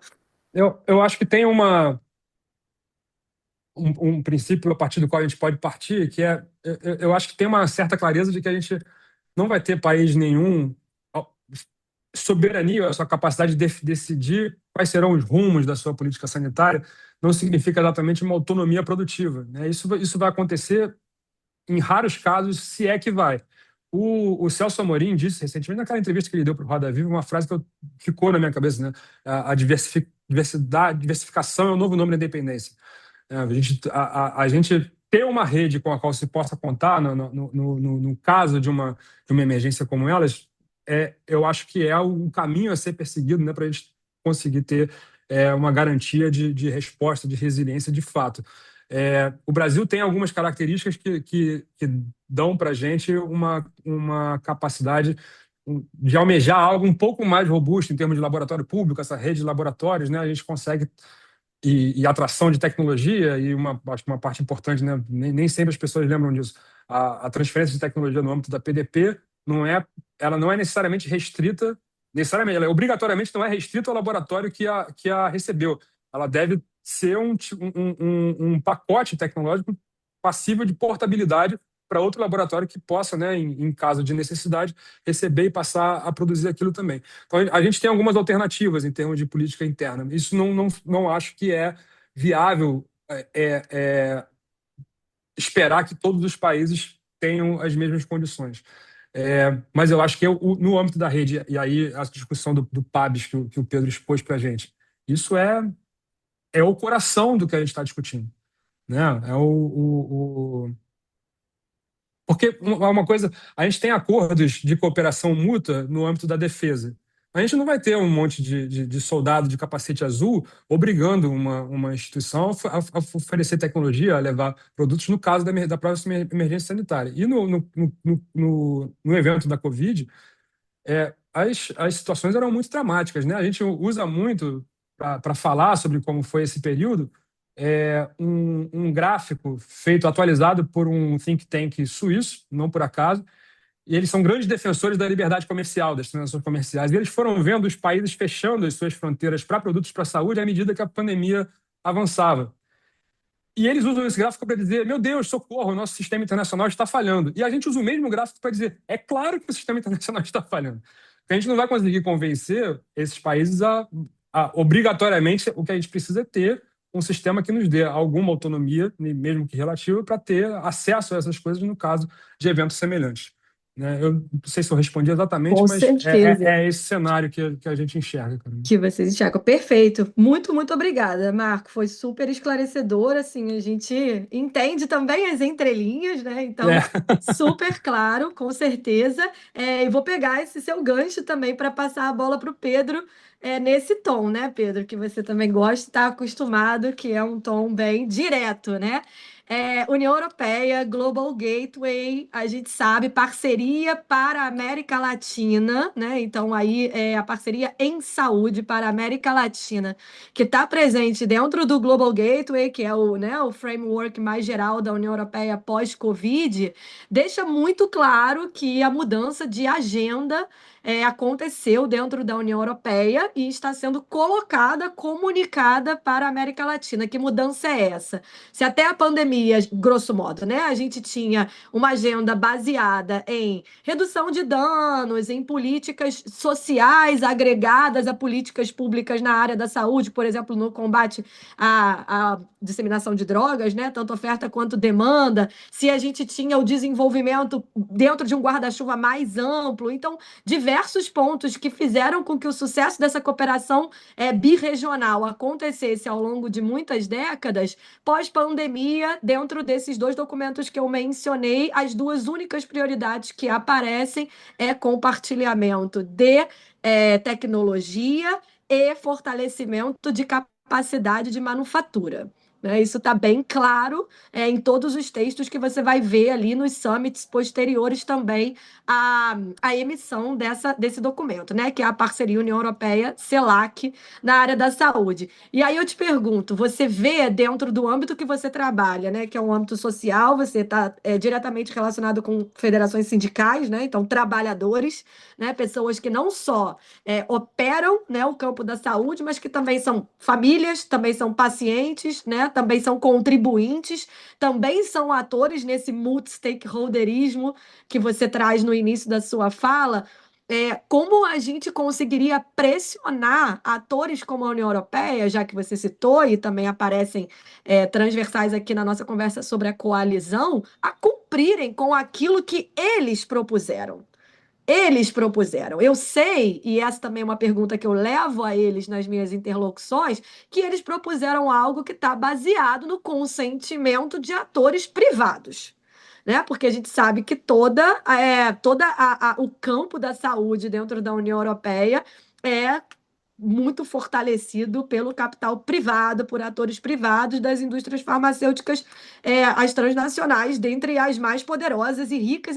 Então, a minha pergunta vai no âmbito do lobby, né? Mas não só um lobby de lá para cá, ou seja, o lobby que você colocou muito, né, perfeitamente no capítulo do PABs, do acordo pandêmico, mas se é possível, se você também vê a possibilidade de ter um lobby de cá para lá, né? Ou seja, de entidades como a que você representa, eu na academia, o Marco representando a Fiocruz, uma autarquia pública, né, com um programa como a Coalizão, para, nesse sentido, fazer cumprir a proposta que eles colocaram. E que eu não vejo até agora um posicionamento muito claro sobre como cumpri-la. Né? Se isso ficou colocado nas negociações que você teve sobre o acordo pandêmico, você colocou todas as recusas aí, esse quadro final que você coloca sobre o PABs, né? As recusas da União Europeia em várias dimensões dessa negociação. Essas recusas elas estão diretamente de encontro, né? Em oposição àquilo que está registrado em atas, né? Em acordos, ou seja, no aparato normativo que a própria União Europeia produz e propõe. Então, como que você vê essa relação, tanto no âmbito do acordo que você trabalhou diretamente, mas não só, né, daqui para frente, já que a gente está aqui concordando que numa policrise, né, a próxima emergência, o risco já existe, né? O problema é que a gente só vê a crise. A gente não fala dos riscos que estão colocados. E aí, como é que você vê isso nesse cenário, né, que a gente pode chamar, no mínimo, um cenário de risco, né, sanitário? É, então, Carolina, acho que eles estão meio sem. Não estão com muita vergonha de mostrar o duplo padrão, né? Existe um duplo padrão, e não sei, a gente pode até pegar como exemplo o acordo Mercosul-União Europeia, que foi recentemente assinado. Enfim, a REBRIP, né, que é uma coalizão da sociedade civil da qual a ESP faz parte, né, a Rede Brasileira pela Integração dos Povos, que acompanha acordos de livre comércio desde, sei lá, 90 e pouco. A REBRIP denunciou muito, né, que seria esse acordo para o Brasil. E aí, depois de, acho que o acordo está sendo negociado desde 94, né, então, há 30 anos negociando. E aí ele foi assinado agora, né, por essas pressões, porque a extrema-direita, porque contra o globalismo, não sei o que papapá, papapá, assinaram o acordo. O que aconteceu? Sei lá, nas últimas 2, 3 semanas, restrição de exportação de carne de ave do Brasil para a União Europeia e restrição de exportação de aço.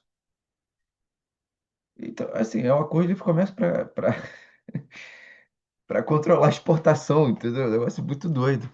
Essa pergunta que você fez é uma pergunta chave, assim. Eu, sinceramente, eu não sei. Eu, sinceramente, não sei. Sim.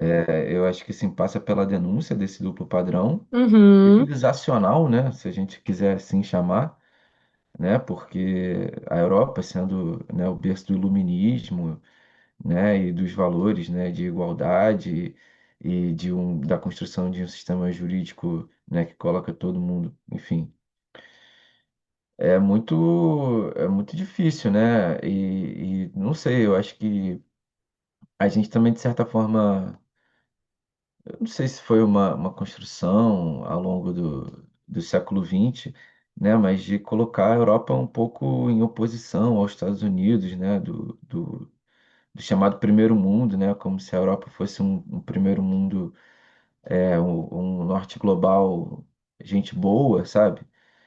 E, sei lá, talvez a gente tenha que se acostumar com a ideia de que não é assim, entendeu?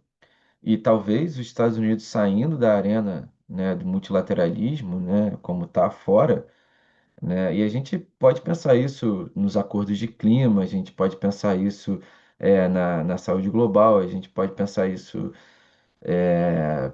sei lá, Migrações, segurança, entendeu? são muitos, né? Sei lá, Palestina, sabe? O Sim, que que a Europa tem feito sobre Palestina, sabe? Nada, né? sim. Você viu, assim, algum boicote a Israel? Não, não vi, não tem. Condenado Hamas, só isso. Entendeu? Enfim, sei lá se o Hamas ainda existe, né? Pô, não existe mais nada na Palestina. É, então, até me perdi. Mas, enfim, talvez a gente tenha que se acostumar que a Europa talvez não seja tão civilizada assim quanto a gente pensava que eles fossem, entendeu? Assim, é Sim. meio, sei lá, tá gravando, né? Então, não sei se eu devia ter falado isso, mas não é nada pessoal. Não, é, Mas, enfim, as posições que a Europa assume no cenário global não mostram uma disposição, assim, não mostram solidariedade, não mostram um caminho em direção à equidade, não mostram, né? Não mostram. são muito explícitas, né? E eu acho que a partir da saída dos Estados Unidos também, dessa negociação, por exemplo, tipo assim, alguém teve que ser o bad cop, entendeu? Sim, Eles faziam, acho que o good cop era a União Europeia e o bad cop era os Estados Unidos, entendeu? sim. Então, a partir da saída deles, tipo, quem vai ser o bad cop? Aí passou a ser Suíça, Noruega, é, é, como é que se diz? E é muito doido, porque eu conversei, por exemplo, com uma delegada da Espanha. Eles ficam meio constrangidos, entendeu? Os países que têm governos, né, por assim dizer, mais progressistas, eles ficam constrangidos, né? Eu conversei com o delegado da Alemanha, que foi um delegado com quem a gente trabalhou muito com o artigo 7º, né, que tinha uma posição ok, sabe? Que, enfim, defendeu algumas posições, tal, não explicitamente, mas defendeu porque, assim, não tem atribuição, né, mas existe o WhatsApp. Então, a gente fica mandando WhatsApp para os negociadores, pergunta, pô, país tal defendeu coisa tal? Eles falam, não, não defendeu. Aí a gente vai perguntar, e o país tal defendeu coisa? Não, não defendeu. Então, né, no diálogo, ele, pô, isso aqui é importante, não sei o quê. Não, não, pode deixar, vamos falar isso aí. E não fala, entendeu? Não fala. Não, mas a gente falou nas informais. Como é que a gente vai saber se falou não? É difícil, né? Mas assim, pubs, essa,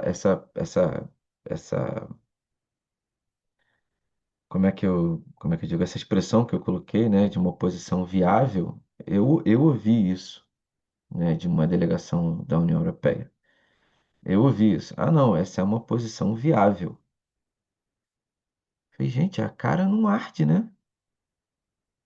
É doido, assim, porque você fala assim, mas cara, você tá vendo que isso vai dar ruim de novo. Não, não, não, isso é o viável, isso é o que dá.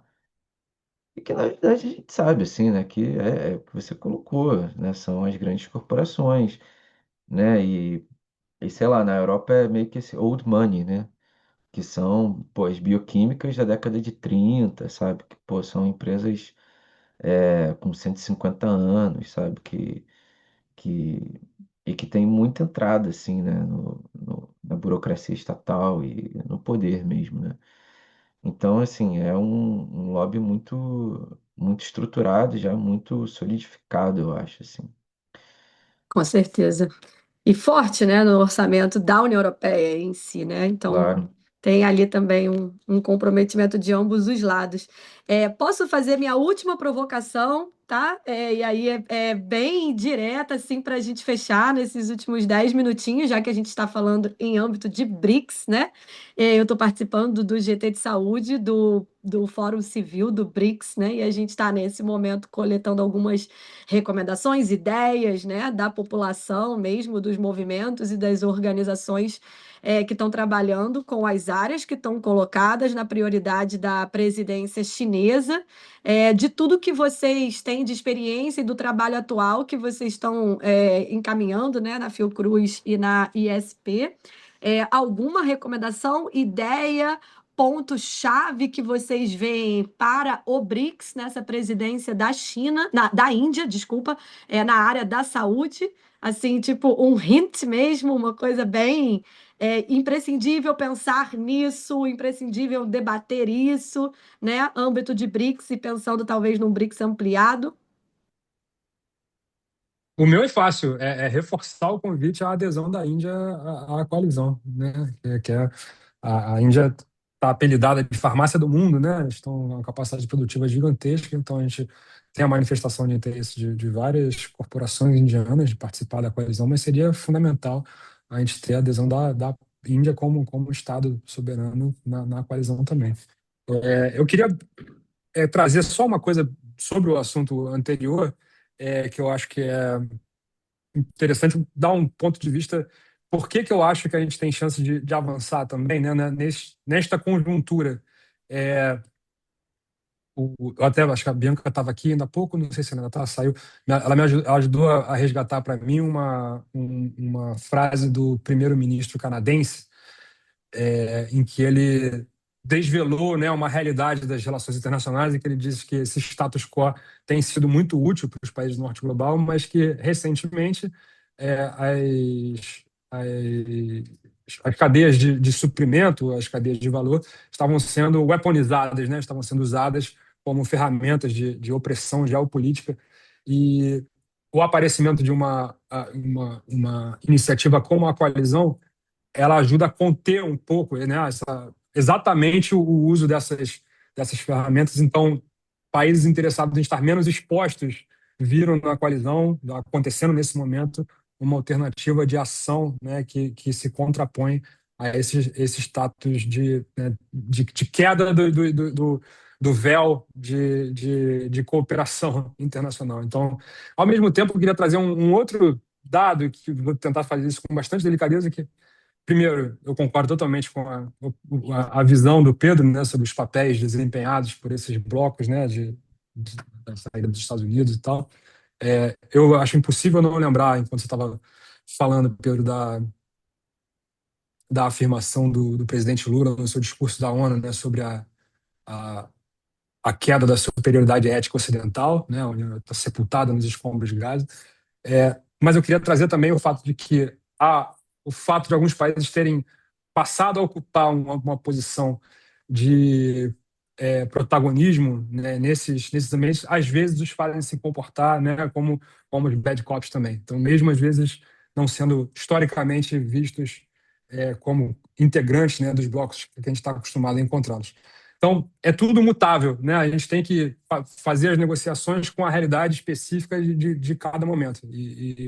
Mas agora, acho que a gente está num momento bom, né? Tem que aproveitar essa janela e tentar fazer dar certo essa primeira rodada da coalizão, para a gente ter um arcabouço sólido e partir para as próximas chamadas com outras mazelas. Obrigado demais, Carolina, novamente, por esse espaço aqui. Maravilha, Marco, muito bom. Com certeza vou levar essa sua colocação para o GT, né? Já que hoje mesmo foi a primeira reunião lá com a Por contraparte favor, indiana. venham para Sem dúvida, sem dúvida. Pedro, você tem algum hint no âmbito de BRICS, né? A partir dos sindicatos e do trabalho que você está fazendo com essa federação, para a gente levar enquanto sociedade civil na área da saúde na presidência indiana. Então, a ESP, via REBRIP, né, segue a agenda dos BRICS, e eu acho que no âmbito multilateral, que agora com BRICS ampliados se torna um pouco mais complexo, mas seria de tentar buscar algum tipo de articulação, né, via BRICS, das posições, né, principalmente pensando nas negociações de PABs, para gerar mais solidariedade no sul global, né, enfim, fazer frente, né, a essa ofensiva, esses interesses, principalmente dos países da União Europeia, de não conseguir avançar num acordo que seja em direção à construção de uma equidade global. Perfeito, perfeito. PABs, E, então, é o elemento crítico atualmente, né? e queria agradecer muito também o convite e a oportunidade de estar aqui nesse espaço. Obrigado, Carolina. Obrigado, Marta. Com certeza. Gente, eu que agradeço vocês dois, foi muito legal. Aprendi muito, né? E espero que vocês também, um com o outro, né? Porque a gente sempre tem a oportunidade de se ouvir, é muito bom, né? Então, obrigada, Marta, como diretora do BRICS Policy Center, toda a equipe de apoio para a realização desse webinar. Agradeço a vocês dois mais uma vez. Marta, quer finalizar? Perfeito, te passo a palavra então. Não, não, eu estava eu sem querer levantei a mão, mas queria agradecer muito. Eu acho que foi um ótimo debate, muito, muito produtivo, e depois a gente vai estar, enfim, divulgando isso pelo YouTube. Obrigada, Carol, também, Pedro e Marco. Perfeito, perfeito. Gente, seguimos em contato, então.